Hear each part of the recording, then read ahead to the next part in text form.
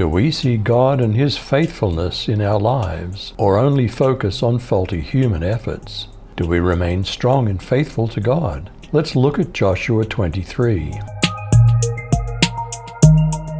As Joshua grew old, did he call for a meeting of the leaders of Israel.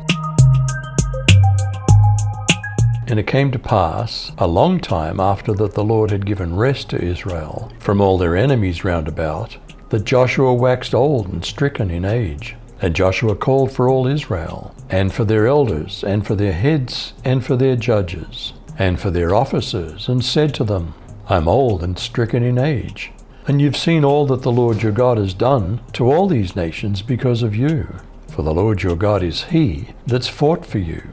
Behold, I've divided to you by lot these nations that remain, to be an inheritance for your tribes, from Jordan with all the nations that I've cut off, even to the great sea westward. Did Joshua give God credit for giving Israel victory in the land? And Yahweh your God, He'll thrust them out from before you, and dispossess them before you, and you'll possess their land just as Yahweh your God promised you. Be very strong then, to keep and to do all that's written in the book of the law of Moses, so that you may not turn aside from it, to the right hand or to the left, and that you'll not go along with these nations, these which remain among you, and you'll not mention the name of their gods, and you'll not make anyone swear by them, and you'll not serve them, and you'll not bow down to them. Did Joshua encourage the leaders of Israel to cling to the Lord?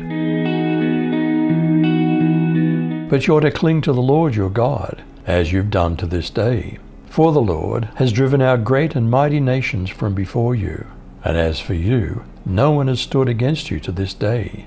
One of your men puts to flight 1,000, for the Lord your God is He who fights for you, just as He promised you.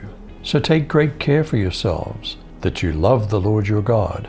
For if you ever go back and cling to the rest of these nations, these which remain with you, and intermarry with them, so that you associate with them and they with you, know with certainty that the Lord your God will not continue to drive these nations out from before you, but they'll be a snare and a trap to you, and a whip on your sides and thorns in your eyes, until you perish from this good land which the Lord your God has given you.